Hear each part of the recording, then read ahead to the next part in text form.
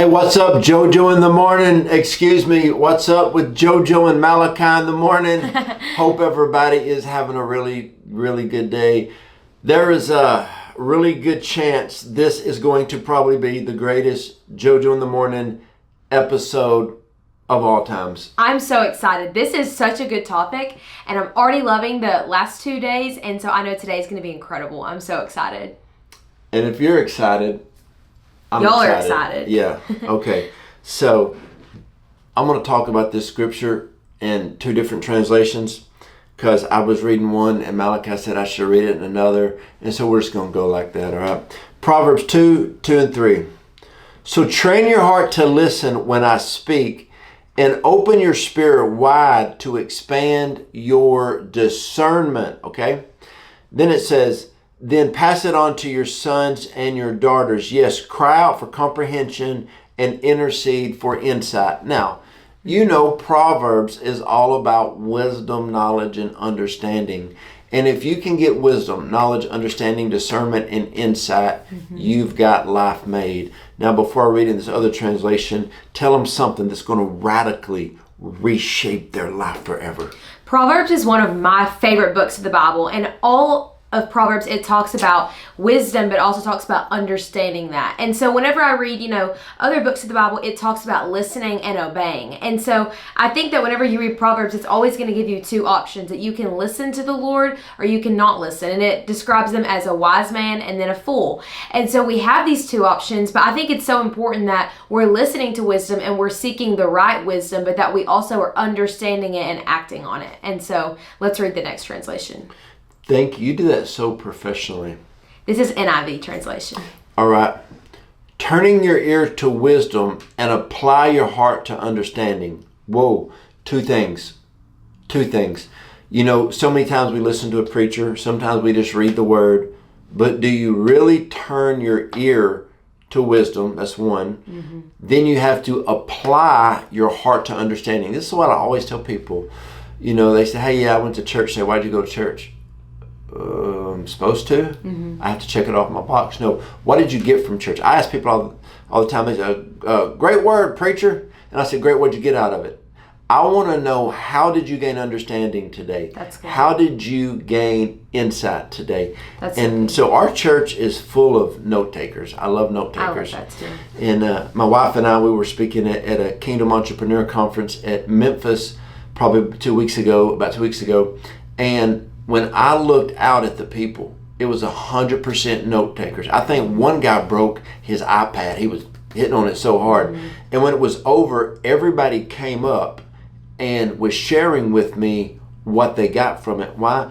Because they applied understanding to the heart. I think that's so good. Well, tell them something good about it. I love that. Well, I think that, number one, you're ready to receive and things like that. I think that in this world we live in today, everybody wants to teach. I even saw someone joke the other day that they should make podcast equipment more expensive because everyone's getting a hold of it and everybody wants to pour out. So because of that, we have to make sure that we are wanting to receive from the right people and that we're wanting to understand and learn from the right people. And so even I think that one thing, whenever I'm talking at church, whenever I'm opening up service, I always say, expect something big today. Because sometimes, people, they live in survival mode and that they don't get to, they just go to church and sit down. If you are posturing your heart where you're wanting to receive and you're wanting to hear from God, that'll change your life. And so that's why I love, even in, I'm a kids pastor at our church, and I even have them take notes no matter how old they are. We'll go slow for the younger kids and things like that. But whenever you're writing down things and you're wanting to learn, you'll retain that information. That's a proven fact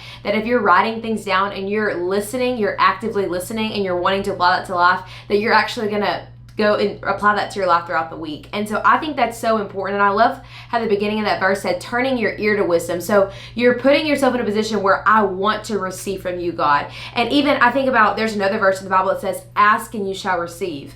Knock and the door will be open to you. Whenever you're leaning on the Lord and asking Him for that wisdom, He's going to give it to you. 100%. And so tell people real quick how they can connect with you on social media. And tell your kids and grandkids. You can follow me on Instagram, that's my main platform, at Malachi Dawson, or TikTok at Malachi Dawson, and then of course YouTube at Malachi Dawson for longer Bible studies. There you go, longer Bible studies. Now, the last part of Proverbs 2:2 and 3 in the NIV, it says, indeed, if you call out for insight, cry aloud for understanding. When you ask God for understanding, you're going to get it. I can't tell you how many times in my life I didn't understand a situation, good or bad. I didn't understand, why God, I went through something good or bad. Like I've gone through some seasons that were so good. I'm like, God, I don't understand why was I chosen for this? And God would give me understanding. And so many times in life, this is what I do. I cry aloud for understanding. God, show me why I went through this. Show me why this business deal just fell in my lap. Lord, show me why, I've got some of the best friends a person could have. And like some of them reached out to me. And I said, Lord, when I said, oh, how do I have these great friends? And the Lord said, because I can trust you with those relationships. That's good. My wife, she has a few ladies in her life that are just phenomenal. And relationships are a two-way street. Well, God, when He puts two people together to be prayer partners, when He puts people together to have great life-giving friendships, there's a reason why. And a lot of times people, they don't ask for the understanding. They don't know why God blessed them with that business deal. They don't know why God blessed them with that friend. And if you don't have understanding, you won't value things as much. I think that's so good. The last thing I want to say about that verse is I love that the words they're saying is to call out for wisdom and cry aloud for understanding, because that's showing like an active, like a passion, like you want to hear from God. And that brings me to our next verse. It's Proverbs 4 verse 7. It says this: the beginning of wisdom is this, get wisdom, and whatever you get insight. And so we're talking about understanding this week, but before you can understand, you have to be understanding the right wisdom. And so the Lord is telling us in this verse that you are supposed to be asking for His wisdom. You're supposed to be going and connecting to Him. And how you do that is through prayer. And so that's one thing I've learned from your life, is that every morning you're in the prayer chair hearing from the Lord, because the way that we're designed is that we're impressionable people, and whatever we're getting wisdom from, that's going to impact our life. I even took a college course one time, and one of the things that we were learning is that your brain is transformed by the information you take in every day. So the music you listen to, the stuff you watch, the shows you watch, the movies you watch, all of that is impressionable on your brain and how you think. And so that's why it's so important that you are listening and you're watching actively, what wisdom am I taking in every day? Another verse in Proverbs I really love is, it's out of Proverbs chapter 12, it's verse 1, and it's so good. It says, to truly learn, you must be teachable. And so that's why I loved how you talked about, taking notes and stuff like that, because whenever you're learning and things like that, you have to want to be teachable. So I think about it like this, very simply, sanctification. Whenever the Lord's telling you, hey, look, you're doing great in this area, but if you could just fix this one thing in your area, it could change your life. If you listen to that correction and you are teachable and you apply it to life, it'll double your life. It'll help you so much. But that's why you have to have a heart that wants to be taught. If you have a heart that gets offended whenever someone tries to give you the truth, then you're gonna stunt your own growth. So whenever God's reaching out to you and He's saying, I want you to do this, I want you to do that, and I want you to change this, have a teachable heart that wants to grow and that wants to understand what God is teaching you. Yes, that's very good. I want to share a scripture that I shared with Monday, because I want your take on it. Okay. Because you're pretty much a Bible scholar. Proverbs 18:2, a fool takes no pleasure in understanding, but only expressing his opinion. And the reason I want Malachi to dive in is Malachi's young, and this generation that's coming up, they're going to do things that we've never even seen. I believe we're going to see a harvest of souls. We're going to see people, even like Ezra, he's 13, but his mind, God is doing something in the younger generation, anybody under 30 today, and God is like positioning them to move forward. And understanding is so big. And someone asked me one time, he said, hey, were you as wise as your kids were at their age? I said, I wasn't as wise as my kids when I was 40, and there's just, God's doing something. So I really want her to dive into this. A fool takes no pleasure in understanding, but only in expressing their opinion. And that's out of Proverbs 18 verses 2. Whenever I read that, I think about, I learned one time that whenever people come to you and they start to gossip, I remember my mom taught me to ask myself this question: are they coming to me to find a solution, or are they talking just to talk? And I remember we were having this conversation with my mom, and my sister said this. She said, a lot of times gossip starts in one place and it can circle around, but it'll always end back in the same place. And so I think about that verse, and it's saying a fool takes no pleasure in understanding because they don't want to understand. And I think that some people, like I was talking about earlier, that they get in this survival mode where they wake up and they do the same thing every day, and they learn to live in that dysfunction. And that's what that verse is talking about, is because they don't want to understand. They only want to express their opinion. But you're going to be different, because I think about one time he preached this message, and I remember it changed my life, and it talked about having a Nehemiah mindset.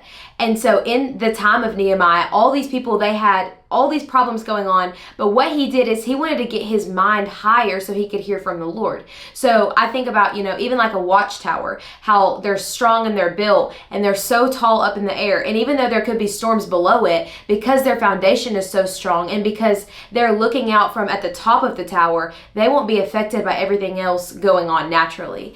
And so I think about that verse saying that sometimes people can get so bogged down in the everyday small gossip and decisions, but if you can get above all of that and start to really, really seek the Lord and want to understand, I think that that's what's going to absolutely change your life. And so just know that if the Bible's talking about a fool doesn't want to understand, they don't want to fix their problems. But if you can be a problem solver with the Lord, I think that, like I was saying earlier, that's getting in prayer saying, God, this is what's going on in my life. Can you give me wisdom on what to do? And he's going to give you wisdom because he doesn't want you to keep running into hurdles. He wants you to soar over them and keep on moving forward.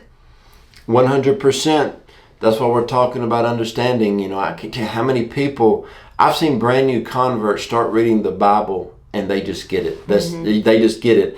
And then I see these old seasoned saints of the Lord. They read the word. I'm like, you ain't got no idea what you're reading. It is by the Holy Spirit bringing insight to you. And so that's what I wanted to talk about today. But I think Malachi's got one more thing. I have two verses I want to read. Two. Okay, I'm sorry. That was one. This is out of Proverbs 12 as well. And so verse 3 says this, that you can't expect success by doing what's wrong, but the godly are deeply rooted and firmly planted. And then the next verse, in verse 5, it talks about this. It says, the plans of the godly are just, but the advice of the wicked is treacherous. And what that means is that God's kids are filled with good ideas. And another translation says that they're noble and pure.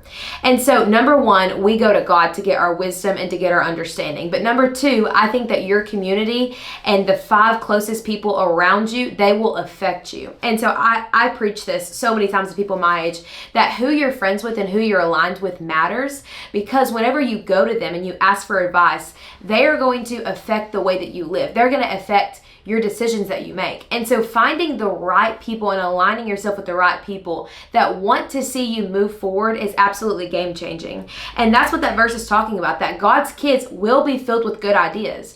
And so I think about, if I'm going through a situation or a problem, I will go to my mentor, which is him, and I'll just lay out a problem that in my head can seem so big and so twisted. I'm trying to figure out what to do. And sometimes whenever you just go and you ask for advice from someone that you know hears from God, they will very quickly have a good answer and have a good solution for you.